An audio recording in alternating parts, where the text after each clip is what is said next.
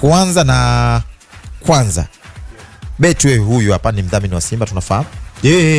Betway ambao pia ni partner wa Arsenal. Ndio, lakini pia Manchester City. Manchester United. Ni United actually. Na Manchester United by the way. Yes. Yeah, kwa hiyo ni partner wa Arsenal, Manchester City na Manchester United. Mashtani wekundu. Na ukimtazama leo kwenye utambulisho wake, utaona Betway pale mbele. Yes. Betway is the way. Kabisa. In fact, nikunogeshe. Na hii ni kwa jezi ya mazoezi. Nikunogeshe? Yes. Kuna bwana mmoja anaitwa Don Jazzy kutoka Nigeria kwenye kiwanda cha Niger Music. Asa yeye majuzi hapo amekabidhiwa jezi ya mnyama Simba Sports.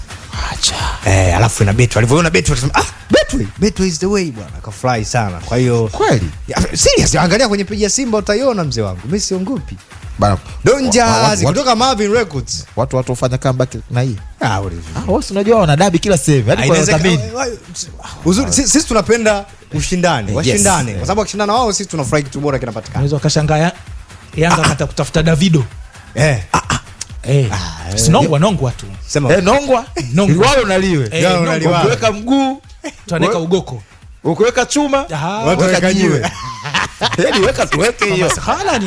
Hapa ni nongwa. Sasa umeshusha Don Jazzy. Sisi tunashusha Davido. Unashusha sijui nani? Sisi tunakuja tunashusha Nelly. Ukiweka Rick Ross, tunaweka DJ Khalid. Kazi. Sema unajua kwa mfano kwenye kesi ya Don Jazzy ni nini? Don Jazzy ni miongoni mwa watu wenye mamlaka pale Marvin Records. Sasa Marvin Records wengine wote hao unawataja, yeye ana ushawishi kwenye kiwanda. Unajua anaweza akafunga mageti. Kwa akisema bwana, hebu usirespondi kwenye ile jambo la watu fulani. Watu hawaendi shehe. Na wananchi wake ana ila star yule. Wananchi hawajawahi kushindwa jambo. Wote kina Remo wale vijana wake. Yanga hawajawahi kushindwa jambo. Wakiamua jambo lao. Wale wajomba hawajawahi kushindwa jambo lao. Umeona Peter Sharulile? Wakasema haiwezekani. Sijui nini haiwezekani. Sharulile atacheza Jangwani yule pale. Wamemshinda mmoja tu. Na umeona tukio na rais wa klabu ya Yanga ameahidi siku ile anamtambulisha Aziz Ki. Kuna mmoja huyu ananipiga sana chenga huyu. Ila tunasema mshike ndege tunduni. Ndio. Kurukaruka kwa maharage ndio kuiva kwake. Yupo mtegoni. Sawa bwana, sasa hizo ni story zote ambazo mnazipiga juu ya Betway, ni kwamba kwa wewe mkamaria kama huna mtaji wa kubetia, ingia kwenye akaunti yako ya Betway, nenda kwenye chat na mtoa huduma mwambie akupe free bet faster. Ndio. Au ingia kwenye social media ya Betway, omba free bet DM kama mdau vile. Bana hiyo unabeti bila mipango. Unaenda DM au kwenye comment, Betway tayari wamejiamulia kila mtu na apate. Sio mchezo hiyo kaka. Unabeti bila mipango. Bila stake. Yes. Alafu ukishinda mipango mnagawana, kila mtu anachukua chake. Maisha no, hii ni free bet unapewa kaka. Bwana Betway Betway wamekuja na mpango kwa wewe ambaye unataka kupata mipango alafu huna mtaji. Nenda kwenye chat na mtoa huduma mwambie akupe free bet, au ingia kwenye social media ya Betway, omba free bet DM au kwenye comment. Betway tayari wamejiamulia mambo kila mmoja na apate. Na ukibeti na Betway unapata point, unaingia kwenye msimamo wa ligi kushinda mgao wa milioni 60, iPhone 17, PS5, washing machine na smart TV. Kama hujajisajili tembelea www.betway.co.tz. Unaweza kuwa follow Instagram @betway_Tanzania_. Pia usisahau utalipwa kila Alhamis kama utakuwa unashare code za mkeka wako na washikaji zako ama wana. Kila anayetumia mkeka wako mtonyo utakuja kwa upande wako. Unapata zaidi na zaidi ukiwa na Betway. Bet kistaarabu na hairuhusiwi kwenye umri chini ya miaka 18. Bwana, Simba na Yanga, Singida Black Stars na Azam wiki ya kwanza ya Septemba watashuka kwenye International Arena kuanza kampeni yao michuano ya ligi ya mabingwa pamoja na kombe la shirikisho Afrika. Shafi Dauda tumezungumza naye kutaka kufahamu kwa namna ambavyo timu hizi zimeonyesha viwango vyao kwenye ligi kuu ya NBC. Ana picha yoyote ama amepata picha yoyote namna ambavyo timu hizi zita perform kwenye michuano hiyo mikubwa ya vilabu barani Afrika? Digala. Sina hofu na timu zetu, timu zote Simba, Yanga, Azam, Singida, kwa level ya namna ambavyo wao wamejiposition. Ukiacha tu kushiriki kwenye ligi yetu, kwa sababu kuna gap kati ya hizi timu hasa mbili, na Azam ukiwakompea na timu zingine ambazo wanashinda nazo kwenye ligi, kuna level kubwa kidogo. Unaweza kaipima kwenye mechi zilizopita hasa za hawa wakubwa wawili. Yanga mechi 3 goli 11, bao 3-1, 4-1, 4-0, na gap kubwa unaiona hata ukiwa unaangalia game ile, inaonekana kabisa wako kwenye level nyingine tofauti. Simba pamoja na kwamba wamepata kila mechi wamecheza wakiwa pungufu kwa dakika kadhaa, lakini bado timu zilishindwa kutumia hiyo nafasi ya upungufu kuweza kuwadhuru, wakafanya kukusanya pointi 9. Kwa hiyo tayari unaweza kuona wapo kwenye level ya hatua ya makundi, level ya hatua ya mtoano ya michuano ya Afrika ngazi ya vilabu, sio story kwao hizi mechi za hatua ya awali. Kwa hiyo mimi ukiniuliza, sioni kikwazo kwa Simba na Yanga wanapokwenda Botswana pamoja na Malawi, labda kwa sababu mpira wa miguu unadunda, lakini kwa mazingira yalivyo Simba na Yanga wako kwenye level zingine. Sioni kama hizi mechi zina changamoto kwao kwa maana ya kufuzu na kwenda hatua ya makundi, na makundi kwa sasa hivi sioni kama ni sehemu ya kujivunia.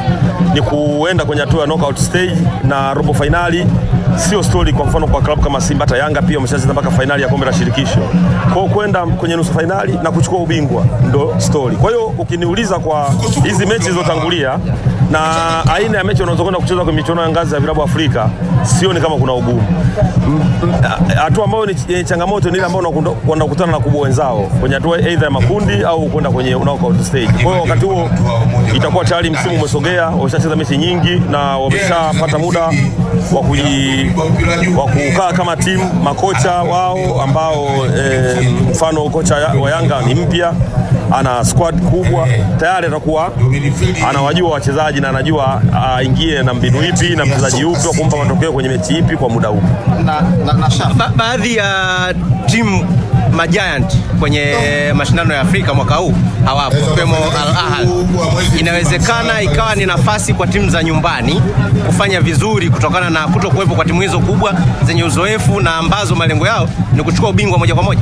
Kwa bahati mbaya anaweza asiwepo Ahly, akawepo Pyramid au akawepo Al Masry, bado representative wa Egypt level yake competition na ubora wake unabaki pale pale, regardless kwamba ni unacheza na Ahly au unacheza na nani. Na hilo limedhihirishwa timu nyingi ambazo tumecheza nazo kutoka Egypt, kutoka Morocco, kutoka kaskazini mwa Afrika, haijalishi unacheza na miongoni mwa zile timu kubwa, as long as ni representative kutoka Egypt, kutoka Morocco, anakuwa na ushindani. Na hasa kitendo cha Ahly kutopata nafasi ya kucheza Champions League inatuonyesha dhahiri shahiri kwamba kuna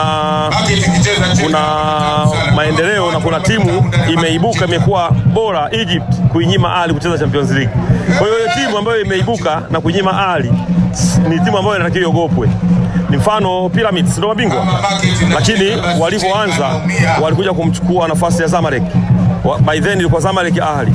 Alipokuja kuchukua nafasi ya Zamalek akabaki na Ahly. Leo ni bingwa, si ndio? Kwa hiyo kutokuwepo kwa Ahly haimaanishi kwamba ya wawakilishi wengine kutoka kwenye hizo nchi watakuwa ni wepesi. Mfano Wydad ya kuwepo, kama unakumbuka, Wydad ni moja kati ya timu kubwa, alikuja Barkane, alikuja AS FAR Rabat, kacheza finali, si ndio? Akuwepo Wydad, akuwepo Raja Casablanca, yuko Balkane, kacheza finali Zanzibar, wote tumeona. Amekuwa AS FAR Rabat, kacheza finali na Mamelodi Sundowns, si ndio? Tumeona. Kwa hiyo manake ni kwamba yeyote anatoka kwenye hizo nchi ambazo tayari zimeshapiga hatua anakuwa na upinzani wa hali ya juu.